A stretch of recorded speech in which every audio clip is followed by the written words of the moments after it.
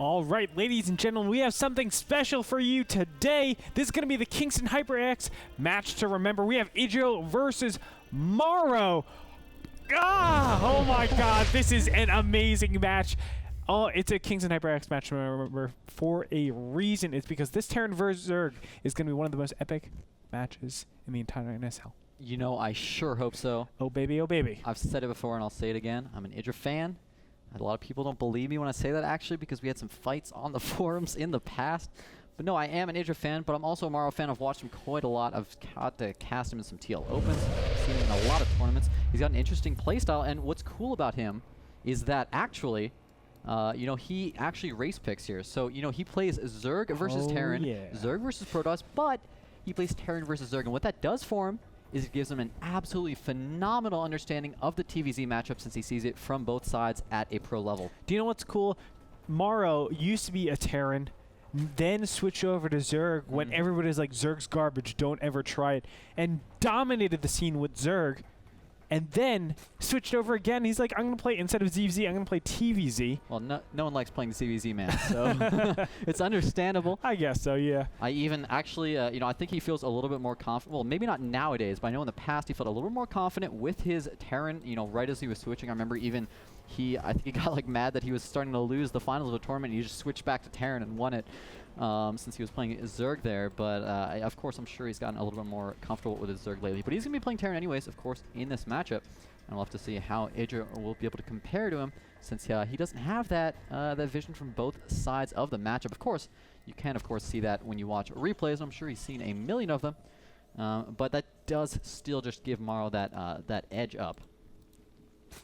And we are on Metalopolis. It is cross-positioned, so it does lead itself more towards Mac games. You know, a lot of people have said, and Blizzard has actually come out with statistics that says the Metalopolis is slightly favored towards Zerg. And it's just because, let's go ahead and go over that a little bit, it's because getting that 4th and 5th base, or even the 3rd base for Terran, can be very hard. We can see if the 3rd base is normally over here. Taking the gold expansion is like a death trap. You don't do that. We'll go into that if that ever happens, but basically the whole theory of it is you put yourself at a 360-degree angle where you can be harassed from any of these sides. Additionally, there can be counterattacks going all the way into the natural from 3 different entrances, one up here, and one over here. So there can be a lot of troubles. You cannot defend all of that in good position with your units, so you just end up crumbling.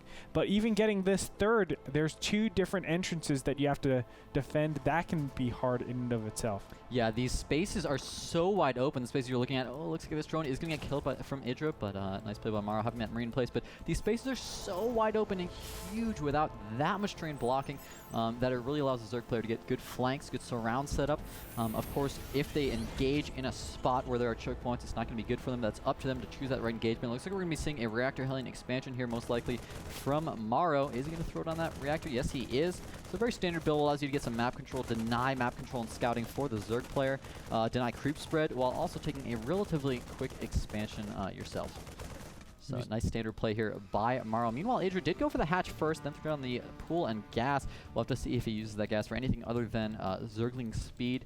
I don't think he will. On a map like this, Metalopolis, when you're on cross positions, you really have a lot of freedom as a Zerg player, so I think he's probably going to want to go take that 3rd pretty darn quickly in this game, assuming he feels safe enough to do so.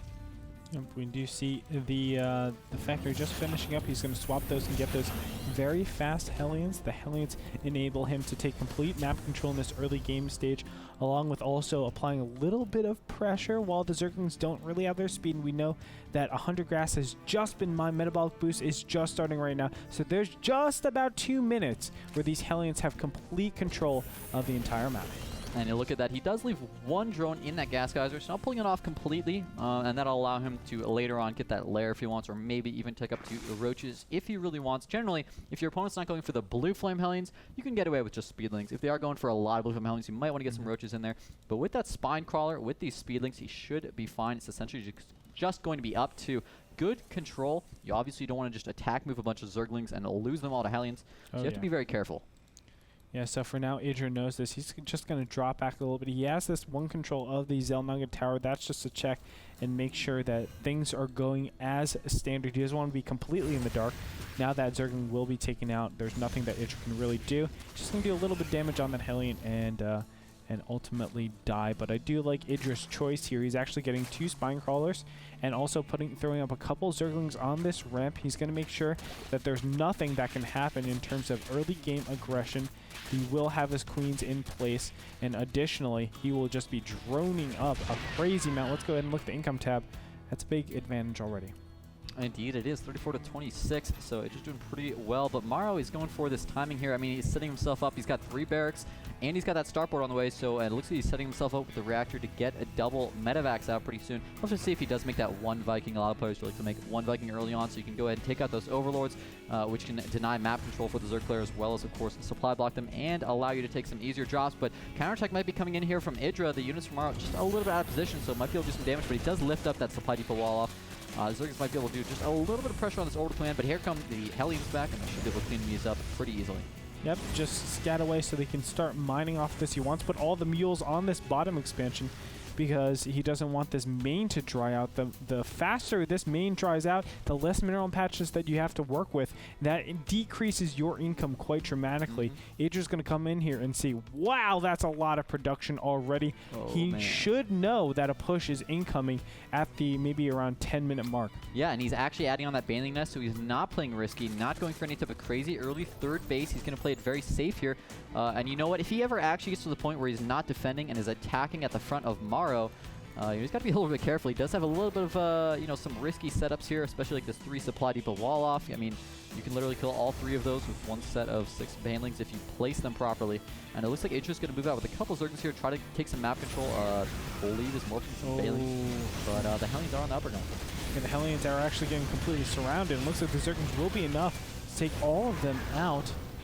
Yeah, no micro from Maro, unfortunately. Careless. But the third base is on the way from Idra. So now that he has that security, now that he already has Baneling speed on the way and that melee upgrade, and now that he knows he'll easily be able to defend, since he cut off those Hellions, that gives him the safety to take that third very easily. Of course, when the Hellions are still alive and you have a Marine tank push possibly coming towards you, of course he doesn't know that it would be that, but if he did, it can be very difficult to defend if you don't already have that Baneling speed ready to go. But instead, we're going to be seeing a 16 Marine double medevac drop here from Maro. Did want to rush out those 2 medevacs as quickly as possible from that reactor to starport, but did not actually make the Vikings. So that's still a lot of map control that Idra has to be able to watch for drops incoming. And here we go, right before the meters are about to pop up, or at least just about to start. This is the perfect time to actually take advantage of his opponent. Looks like centrifugal hooks are almost up, and now finally the Zerglings are going to start engaging. Do we have stim? Yes, there's the big stim, and the third might be denied. The queen is out in the open. Is it going to happen right now? The third is going to be canceled, and the drone does die. Great timing coming in here by Morrow, but I don't want him to keep going with his aggression because meters are out right now. This is a very precarious situation. Macro Hatch is actually being focused down. Oh, is it going to go down? Oh my god, it had like 2 HP and it's going to live. He didn't target fire. Now all the Marines go down. Oh no, that is terrible from Maro. If he had just kept target firing for literally like 1 second more, it would have gone down for sure. But great play by Idra, just not canceling it, getting his units in time. Now these units will be able to pick off these medevacs. But the problem here is that Maro's third command center is already being morphed into an orbital. So the fact that Idra is just now starting his third base is going to put him a little behind if Maro does eventually send that third over to the bottom right. Of course, he is just going to use it for part of his SimCity right now. Definitely a smart move since he has to worry about the possibility of a Baneling bust. Yeah, I agree. You know what, Maro, I wish he saved all those units, but I still feel like he did a good enough attack to be able to stay strong in this game. These mutas cannot grow in numbers because Idra wants to prioritize those upgrades first. +2 melee attack, +1 carapace coming out, and +1 attack flyers coming out. And the reason why you need to prioritize that because you want to have, or at least an advantage or keep in tow with the Terran opponent. If they ever get an upgrade advantage on you, it could be disastrous. But Maro, of course, being the ever so smart player that he is just going to additionally add on those barracks, and he's gearing up again, as I said, for that 2-base timing push that we see so many different times. So the 4th base is being taken for Idra. Yeah, really minor mistake there by Maro. Did wait for that armory to finish before starting infantry level 1. Seems to have thought that he was on level 2, unfortunately, but really minor error. He is just going to be a little bit farther behind on his upgrades, as you were saying, but Idra actually just double expanded. He knew with that meter harass, he's going to be able to keep Maro contained for a little while here. Doesn't have to worry about the possibility of drops. Any push would probably be cleaned up pretty easily as well, so he's going to feel very safe taking that 4th base, and he's already taken the double gas at the 3rd, so he can make as many mutas as possible. So he's in a pretty good position right now. His creep spread is spreading out. Definitely need to see a little bit more, but here comes the 3rd of Maro already coming down.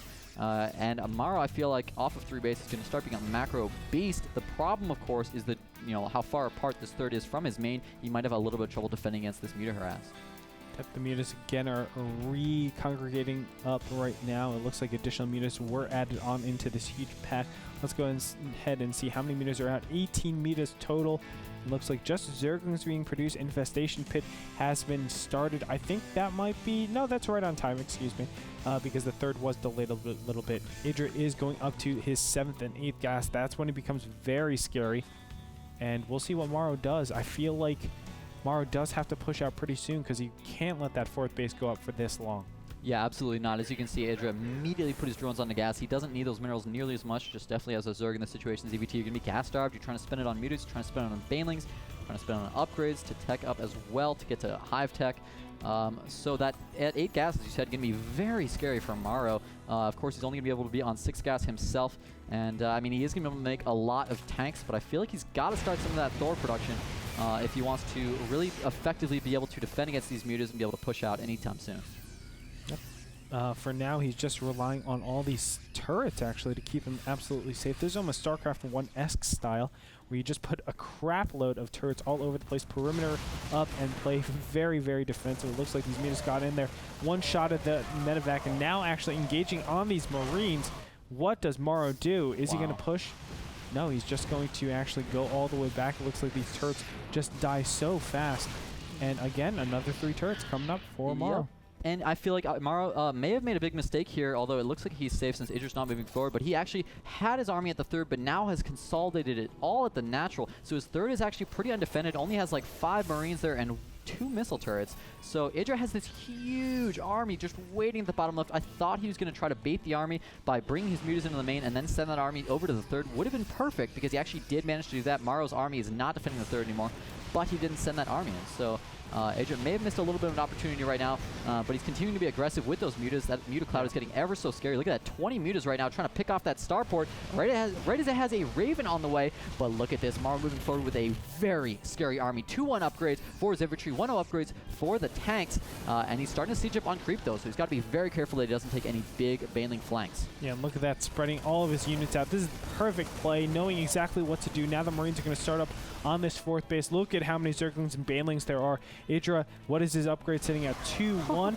and the mutas are just going to come in here. Look at this. And just barrel down. Yeah, there's just not enough Marines. He actually just kind of was attacking everything just with his mutas, and he was killing off everything. So Maro with not enough anti-air, these Zerglings are rushing in, they're taking out everything. That entire push from Maro, granted it killed the 4th base, but he has just lost his entire army. His tanks, his medevacs, his Marines, everything, man. Now he's going to lose the rest of these medevacs.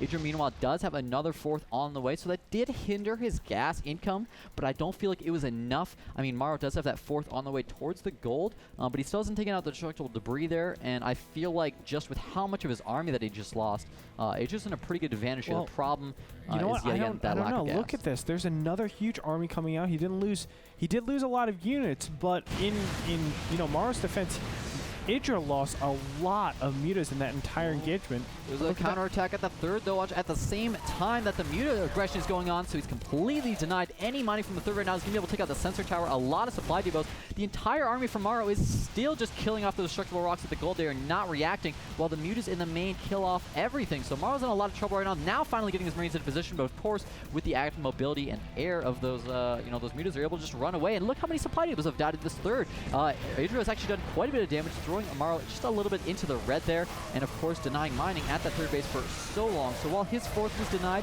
he denied Maro's 3rd, and he's actually very far ahead. No, he's got to be careful. Thor doing so much damage there. That Thor is a key component unit to defend all those mutas, especially Idra style. And what do we have? A lot of mules going down on the bottom? I don't get it, man. He just took a gold base. I know. He just threw down 5 mules on the blue. That was like... I can't think of a possible reason that they wanna do it. Thor again. Excuse me. Gotta be careful with those magic boxes. It has to make sure he's not taking splash damage. A lot of these meters are very low on HP, so you know, of course, that investment, you really want to protect it and go back, regen some of that HP. Maybe even go back to some of your queens if you've been forgetting some larva injects. And hey, look at that. Some of his queens do have quite a bit of energy. You just have so much mobility, you can just run back there and start transfusing some of the really low ones. Looks like, again, these meters are going to come in here, and the Thor is going to greet him very nicely. Now that the Planetary Fortress is up, he will be looking pretty good, but that bottom right-hand side base almost dies to just straight-up Zerglings. Now, finally, Marines are going to get in here and defend a little bit. But Morrow in a really big pickle.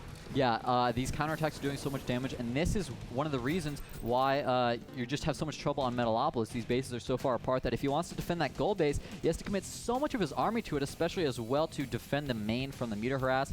Oh my god, he's not repairing that orbital, Andre. It's actually burning down right now. If he doesn't start repairing, okay, there we go. He's gonna get in here, and okay. Whew. I was scared there, man. He had just had all of his mules mining minerals, all of his SCVs making turrets, but now he will repair it so that orbital will live. Now he's going to get the double gas back up. He still has double gas, or no, just has one gas at the gold. The other one is halfway in production, just stuck there. So Idra is going to be a little bit hard-pressed in a little while, probably going to be forced to do something like take the gold or even something crazy like the 6 o'clock. Well, no, actually, he has a huge advantage in the tech. Here come 4 Broodlords, and additional Broodlords are being made, and the gold expansion is going to be under attack. I don't know what he can do from here. I don't know what Maro can do. He needs Vikings, he needs Ghosts out, and he doesn't have either of those. He might have to go ahead and press on because he cannot keep engaging over top this this infinite abyss right here. Yeah, the problem is he really can't afford to engage onto the front of Idra either. He's moving forward with a huge stim on all of his Marines to try to get some of these Broodlords, but of course the Broodlings block them from getting into range.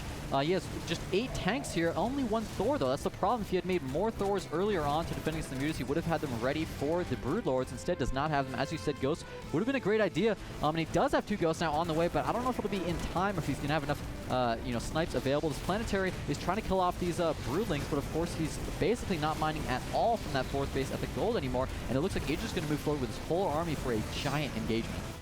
Yeah, this is looking very scary. The Broodlord is just representing so much damage, and denying this gold expansion is huge. Terran, of course, wants to keep this, and look at this. Idra is able to get a huge bank, 2,000 minerals, 500 gas now, and he's off of all of this gas, 10 gas total. That is the scariest thing in the world. He's actually getting his gold expansion now. I don't know what Maro can do. I don't know either, man. I feel like he just did not scout out the Broodlords in time, did not react in time.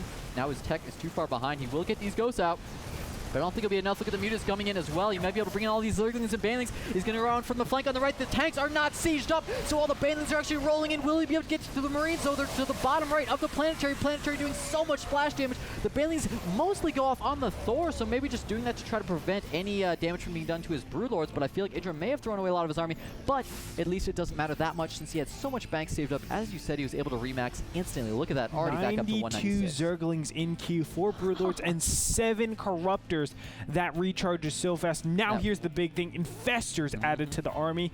What can you do? You can no longer stim up, sprint towards those Broodlords. It's all of a sudden fungal growth, and all of a sudden your Marines are dead. Yeah, the problem here is he either has to use EMP or snipe on those infestors. There's no question. He can't just let them fungal, right? So that's energy from his Ghosts that he's not going to have available for his Broodlords. So even if he does get rid of the infestors and they don't do any damage, he won't have the energy left, and he's going to have so much trouble dealing with 10, oh no, actually more. It looks like 11 Broodlords right now, putting so much pressure onto this gold base, and Maro just has no way to deal with it. This is why this gold base is such a vulnerable position. And there's the EMP that we were talking about. He's going to go ahead and just stim up directly onto all these units, but the Broodlords are just so many in numbers. Now the Zerglings are going to flood in. It looks like there's just not enough units. The Ghosts are going to go down. Cloak actually goes at the perfect time, now starting to snipe on those Broodlords. Is it going to be enough, though? The Corruptors are just taking out every single air unit.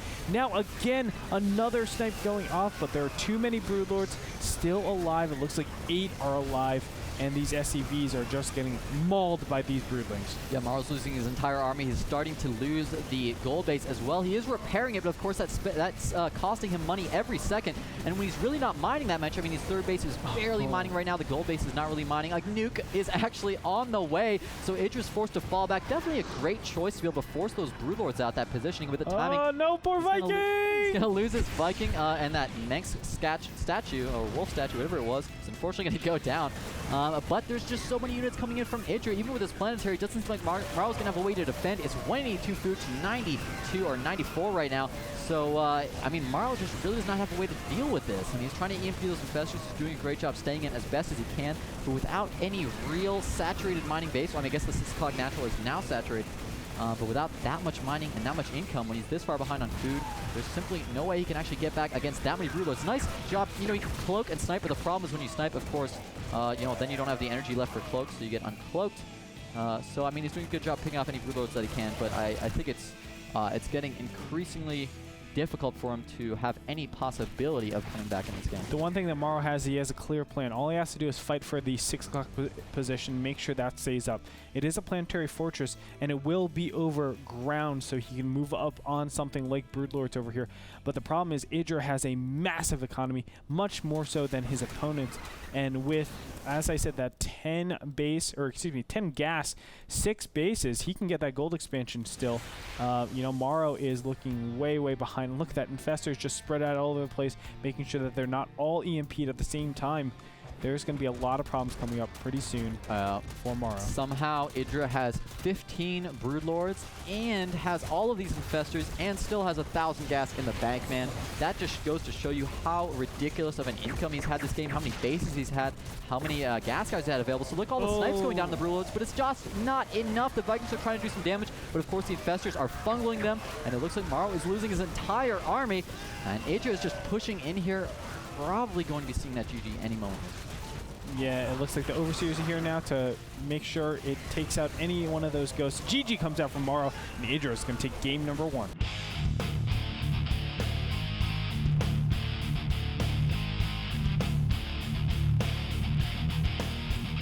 And this is why this match is the Kingston HyperX match to remember. What a game number 1, Orb. Oh my god, what a game 1 indeed. That's the game you expect in like game 3.